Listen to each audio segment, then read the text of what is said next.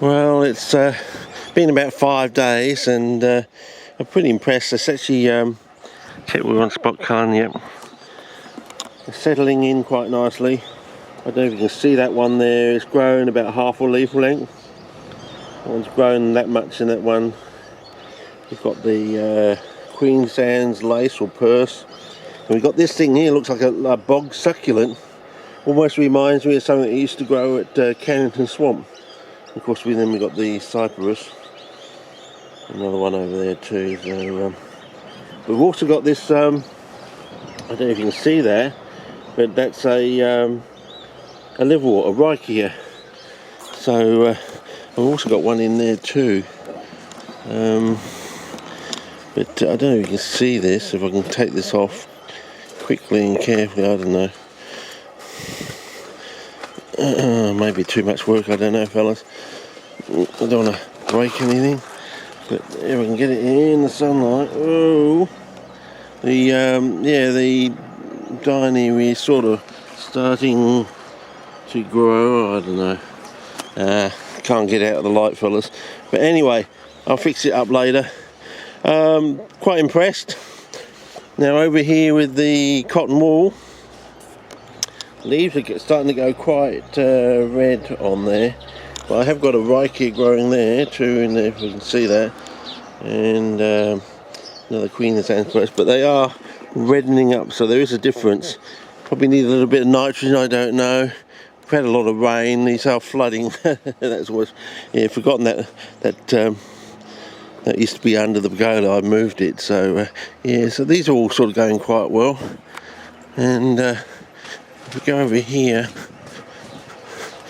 just a quick word on some of these things over here before they dry out.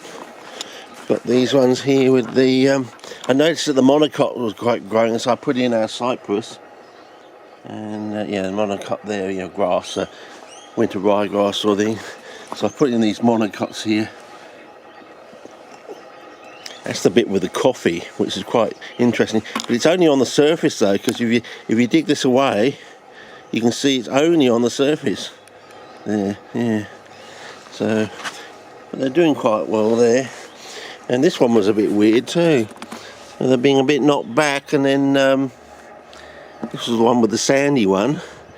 And it almost looks like it's rusting or something, but it shouldn't do that. But they're now starting to come back. So there's this one here. As you can see, this is the one we softened, and you can see the monocot there's really going off.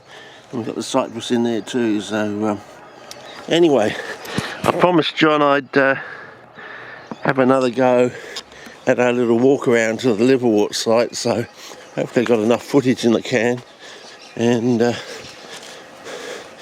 yeah, glorious weeds. I don't think I think it was about 3 weeks ago, or maybe more, when we did it. So the moss is about to dry up on the pathway, unfortunately. It's usually nice and really verdantly green in amongst the pavers, and yeah. Yeah, see, you know, 3 or 4 weeks ago it was like livid greens, I think. Livid green? Is that the one? Yeah. But hopefully now, if I'm not on spot colour and I'm on, yeah, it should all be in tip-top focus now, to a certain degree anyway. We've got some nice glorious sunlight. I'm 5 right, 4 down from the flooding the foam special we did about 5 days ago. The colours are all right in the shade, so maybe when we go to full summer weather I should go 6 right, 5 down. I did have a go in WA, oh Jesus, it's almost 3 years ago now, isn't it? 2018, yeah, can't believe that already. Cephalotes in the wild was almost 3, yeah, I think it is, it's almost exactly 3 years ago now, so, because we've just gone into September now, so I think we're crossing over from August to September when I went down to Walpole and saw cephalotes in the wild. So we went across here I don't think it's going to be too flooded though, like it was last time here. It's just be, nah, not quite the same. Oh well. You got the plantains and everything, so on and so forth. And how's the battery life going? Yeah, we down one battery. Yeah, one. Must be the wrong battery I put in. Bugger. I was hoping to go and do the GLID-Site as well today, but maybe not.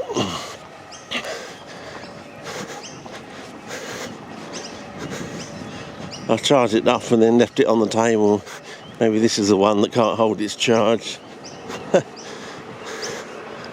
Oh well. I thought I'd better get to the LIVERWORT site and show you what I'm talking about. The fact that it's down from the bulrush plantation or stand. I don't know how you refer to a bulrush infestation. I don't know if it's an infestation. They are native, I believe. I think we have 2 native species of bulrush. But then again, yeah, I'll let that person use the walkway. Yeah, that was flooded with water last time. And we were looking out here for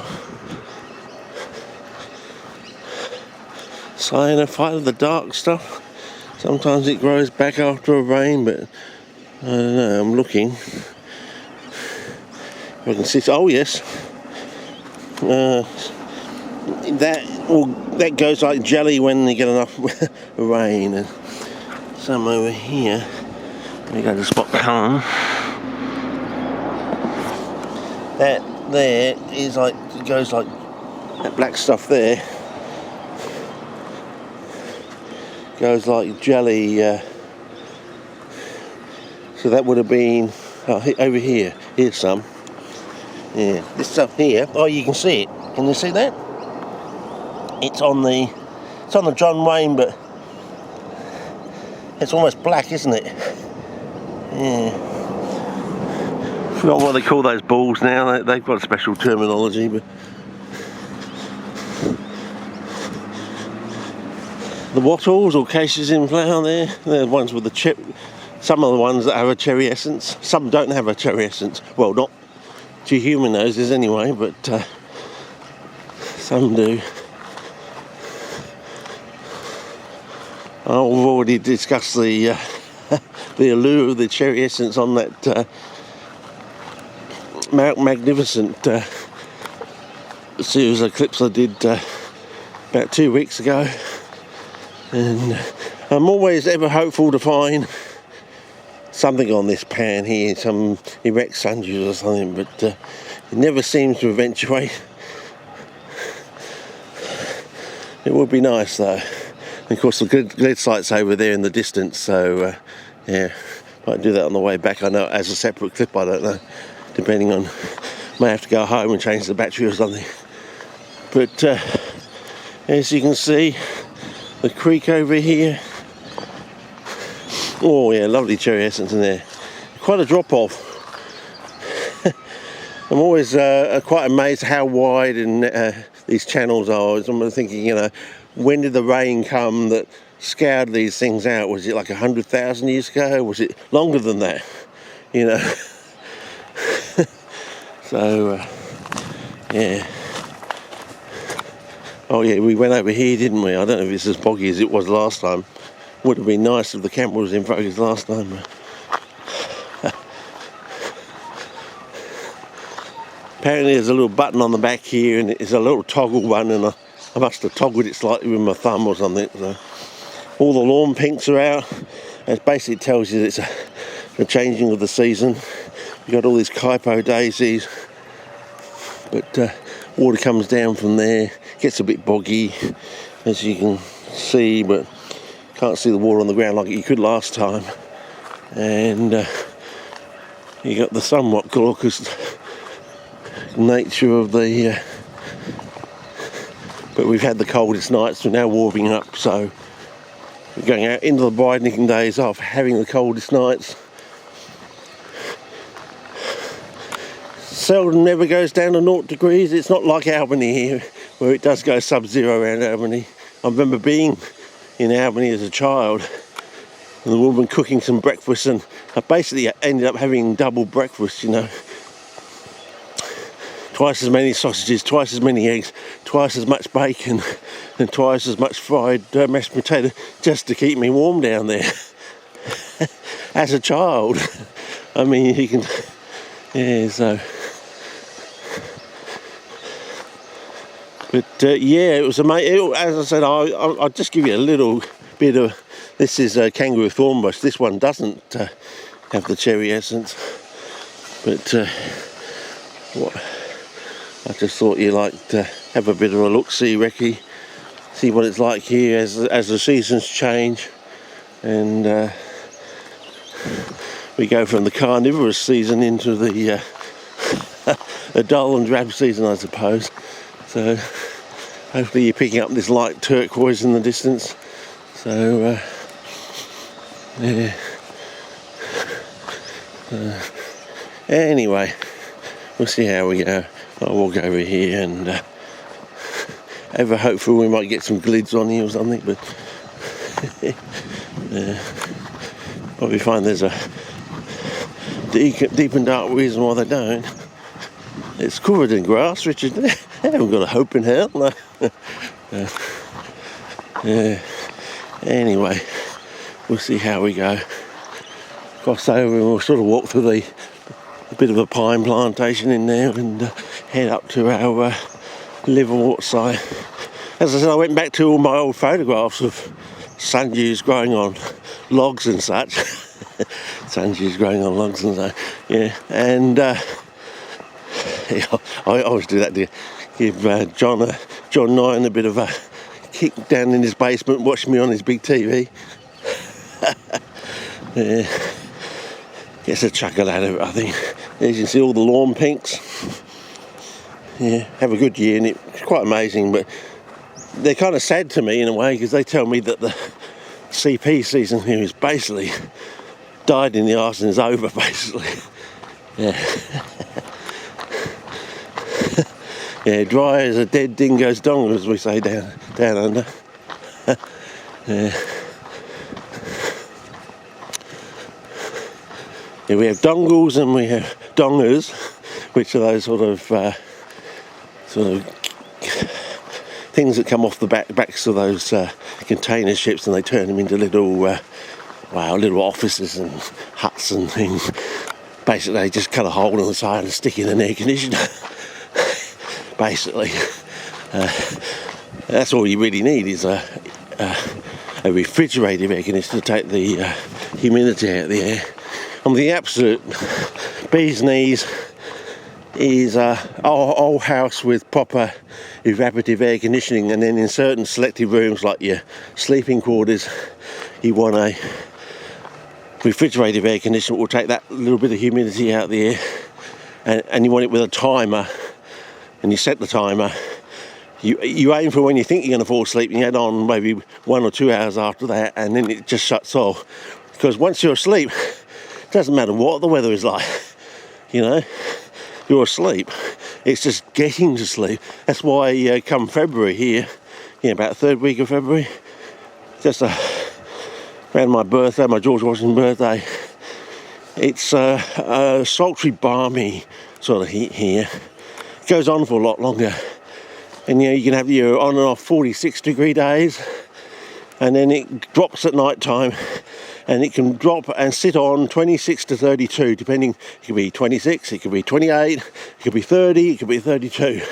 But whatever it lands on, it will stay on, basically. And it stays on that all the way through to about 10:30 in the morning, which is 9:30 standard time, because around February we're in daylight saving, of course. And it will stick on those temperatures overnight, all night, with this sultry, balmy heat. And as I said, if it went on any longer, an extra 6 weeks or something like that, we'd be like the people up in Darwin. We'd be throwing ourselves off of tall buildings to gain that momentary relief. But thank God, GAWD, It doesn't. It goes on long enough to almost drive you mad, but not. Anyway, you end up sleeping usually under the air conditioner vent sort of thing. But if you do have refrigerated air conditioning with a timer on it, that's the ideal. The whole house is like cooled by the evaporative, and then to do your sleeping, you just set the timer, aim for when you usually fall asleep, and Bob's your uncle, you fall asleep, and hopefully the air conditioner automatically turns off. You don't get fried in the middle of the night by an electrical fault, but that's the risk you take down under.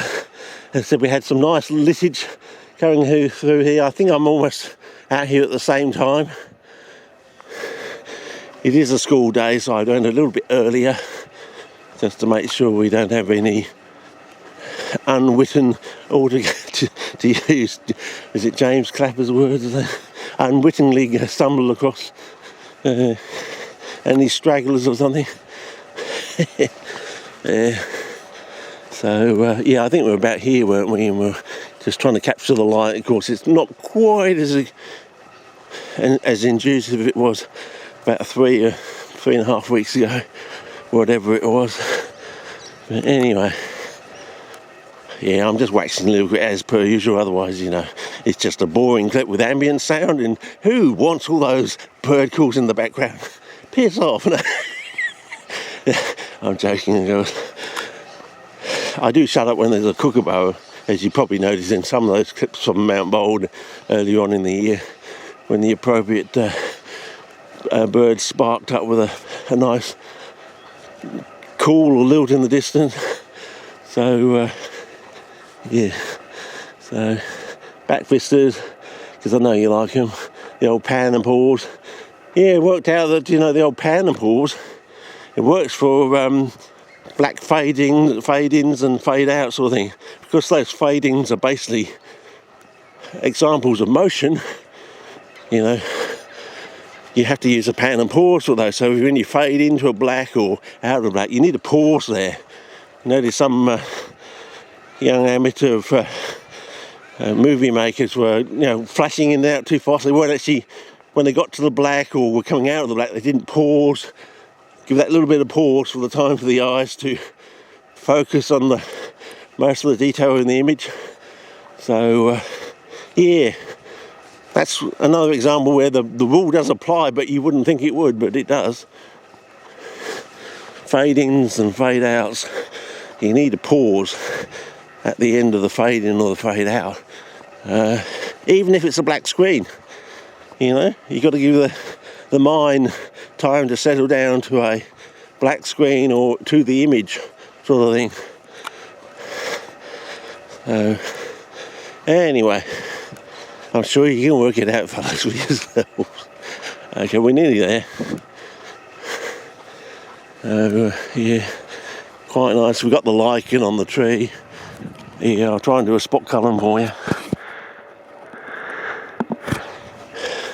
Quite nice, yellow, it's almost green, I like this one, like green. Go up here, pan and pause, then we move on, pan and pause something, and go back to, yeah, I don't know, as I said, I've only got 11 minutes now on this,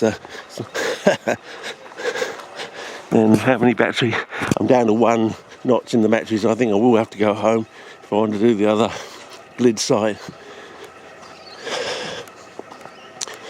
Anyway, hopefully 10 minutes is enough to just do this and go down a bit down there to show you what it's like down there. If we don't slip or anything, or stumble, falter.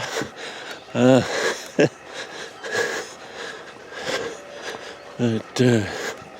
yeah, anyway, if you're stuck in a snowed in, you're up there on the end of the ice road truck or something, you're stuck in some sort of stop up there, and you want a bit of sunlight or something. Oh, I'm sure it's pretty sunlit up there, coming off the ice, but anyway. We like watching it down under in the summer, because it makes us feel cool, you see. So that's why ice road truckers is an absolute big hit down here, has been for years now, especially over summer. Stick an episode of Ice Road Trackers on and seal that ice and snow, and oh, you almost don't need your air conditioner on. Yeah. So we do appreciate your efforts, fellas, over there. Wouldn't mind if other people would do more of this sort of stuff, but for things like Sarracenia or the North American pinguiculars, some of the European pings. I know my friend Frederick Jasron is having a go, but you know,